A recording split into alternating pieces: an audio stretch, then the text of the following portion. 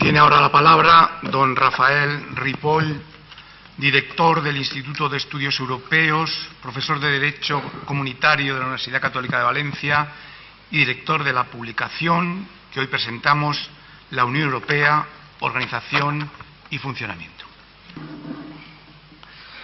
Buenas noches a todos. En primer lugar, quisiera lógicamente agradecer no solo la presencia, sino la participación activa de todos aquellos que han de alguna forma contribuido y participado en que hoy podamos efectivamente estar esta tarde con todos ustedes. Primero, y si me lo permiten, a los autores, a las personas que han colaborado generosamente.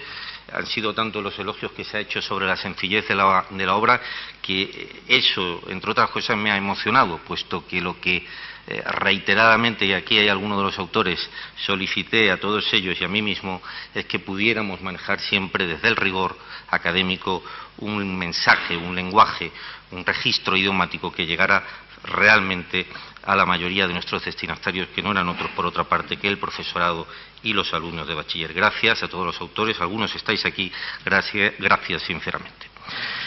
Quisiera felicitar también y agradecer sobre todo ambas cosas a la editorial aquí presente también, Tirán lo Blanco, una editorial de origen valenciano que ya tiene hoy una presencia a nivel nacional e internacional en Hispanoamérica de altísimo, de extraordinario nivel.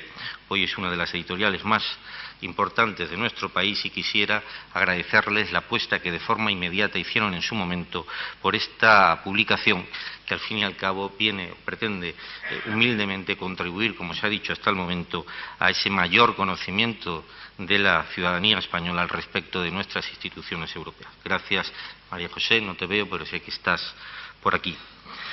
Gracias a nuestro anfitrión.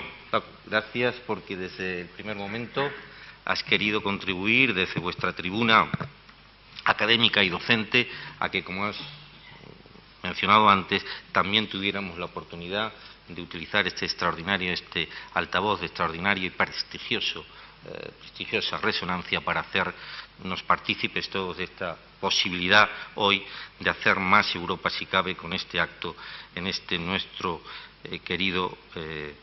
nuestra querida España. Querido Eugenio, presidente actual del Movimiento Federal Europeo, de una ejecutividad y eficiencia extraordinaria, querido amigo, el tiempo que te conozco, sé el esfuerzo y la dedicación que dedicas desde tu convencimiento de que la realidad europea es la mejor de las opciones para nuestra realidad española y que toda tu actividad al respecto, quisiera agradecer, hayas encontrado este hueco para ayudar, para apoyar, para consolidar, para coorganizar este acto con todos nosotros. Sinceramente, Eugenio, gracias. Marcelino, efectivamente hace muchos años que nos conocemos. Yo me atrevo a decir que hace ya muchos años que me vienes apoyando y ayudando. Presentaste un primer libro mío sobre Derecho Europeo de la Competencia. Coincidíamos ambos en Bruselas, yo como abogado y tú como comisario, y desde entonces he contado siempre con tu soporte, con tu apoyo, con el prestigio de tu palabra y de tu presencia en aquellos actos en los que has podido estar una vez más hoy.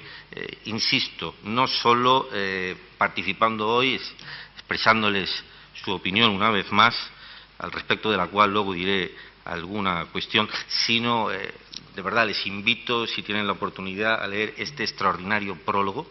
Si me lo permite y me tomo la licencia, Marcelino, entre unas cosas y otras, tuvo a bien mandarme en altas horas de la madrugada, porque no tuviste otro momento ni tiempo para poder confeccionarlo.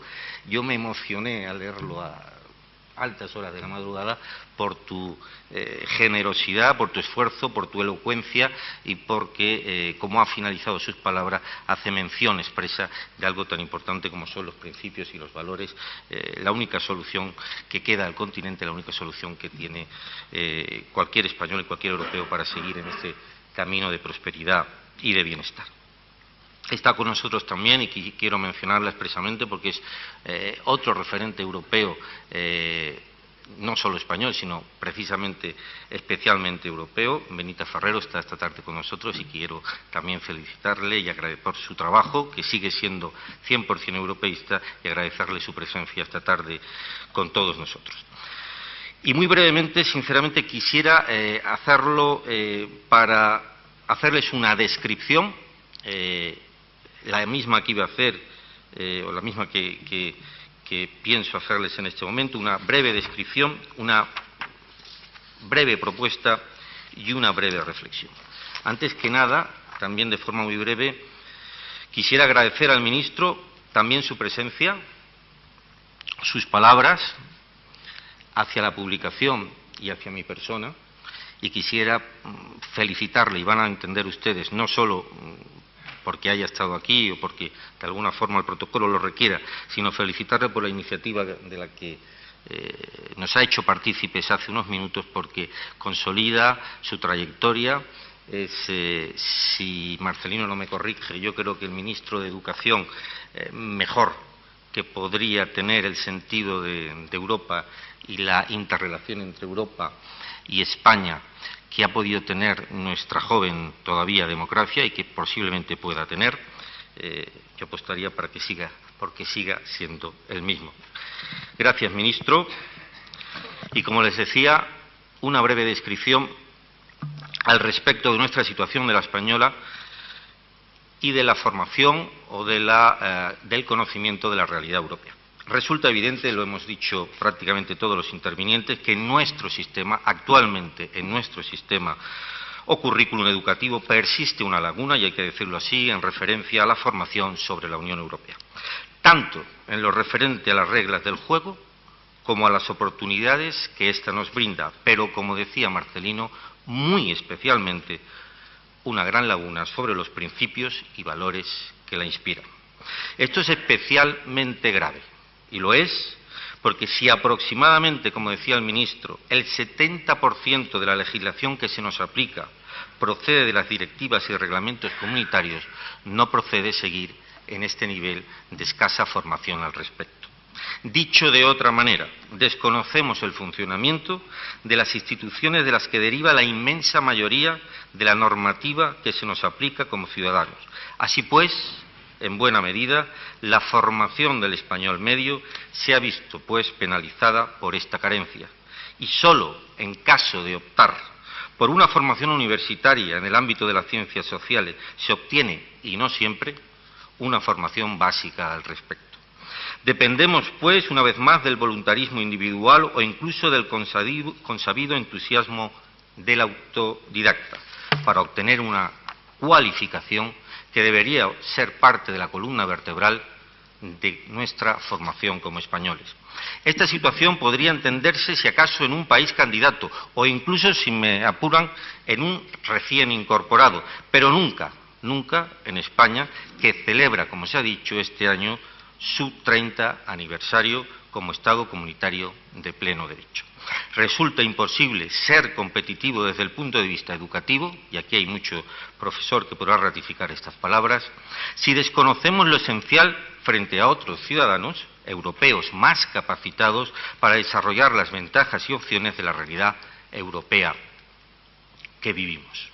Si hace 30 años al bachiller no se le enseñaba esta materia y su profesor no había tenido tampoco acceso a la misma, hoy, 3 décadas más tarde, estamos ante una situación prácticamente idéntica.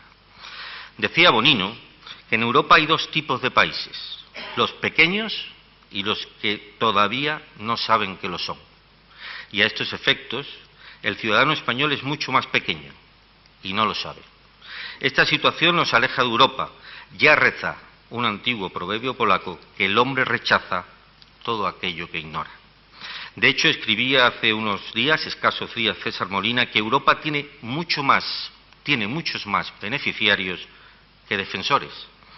Así, mientras cientos de agricultores, estudiantes o pequeñas y medianas empresas con justicia, desde la justicia, reciben el apoyo económico o académico de las políticas o fondos europeos, escaso es todavía el respaldo que de la sociedad civil, en su concepto más general, tiene el propósito de la construcción europea. Ante esta realidad, que es tal cual, quisiéramos proponer que se apoyen iniciativas, y esta es la propuesta, con la intención de formar a los españoles en la etapa de escolarización previa a la universidad, o bien en el periodo de la formación profesional, de tal forma que, independientemente de la opción académica elegida, si es el caso, o de la formación profesional a desarrollar, exista un previo conocimiento de la realidad institucional que hoy, como digo, más nos afecta e influye.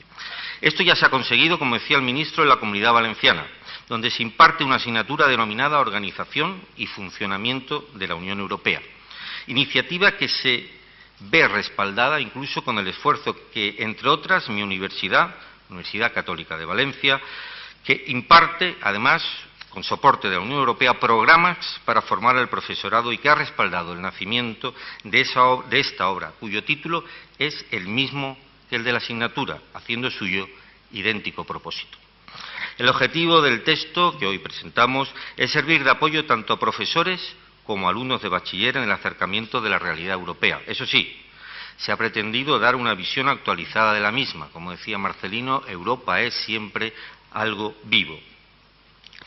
Por lo que, al dirigirnos a un público joven y a su profesorado, se ha hecho hincapié en la apuesta de la Unión por el desarrollo sostenible, por su papel en el ámbito de la cooperación al desarrollo en el mundo, es decir, por la erradicación de la pobreza, por sus políticas en el ámbito de la globalización y, por tanto, de la inmigración y asilo, por el proceso de Bolonia o por la Carta de Derechos Fundamentales del Ciudadano Europeo. Y, por último, una reflexión, si me lo permite.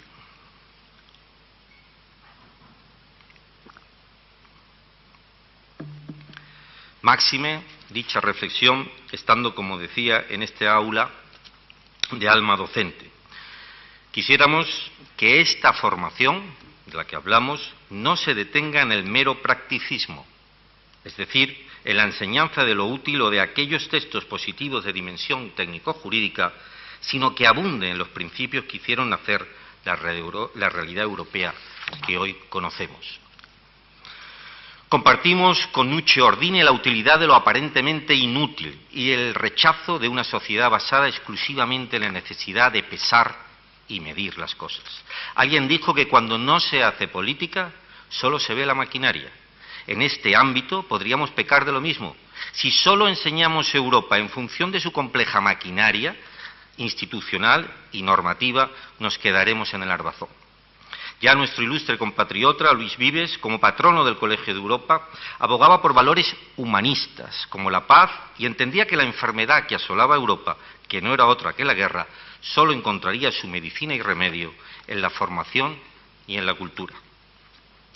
Fíjense, 5 siglos más tarde, uno de los padres fundadores de la Unión, el demócrata cristiano Robert Schuman, coincidía con él exclamando: Europa no se hizo y hubo la guerra. O dicho de otra manera, y ya ahora en positivo, tras la creación de la Unión Europea al fin de las 2 terroríficas guerras mundiales, nunca más, señores, 2 estados comunitarios han entrado en conflicto bélico. Este principio de la paz es el fundamento de la maquinaria o del armazón, y nunca al revés. Retomando el anterior razonamiento, el premio en demasía de lo útil o de lo inmediato nos aleja en este caso de aquellos valores de paz, de concordia, de consenso y de democracia que inspiraron nuestra actual Europa. Ya Spinelli predecía que llegará un momento en que nuestros valores serán los sentimientos menos importantes. Y a los telediarios e informativos diarios me remito. Quisiéramos, pues, que esta formación europeísta que reclamamos se base también en el valor de la solidaridad, tanto entre nosotros, ciudadanos de los 28 países con muy distinto nivel de renta, como con aquellos estados o especialmente personas que necesiten de nuestro refugio independientemente de dónde procedan.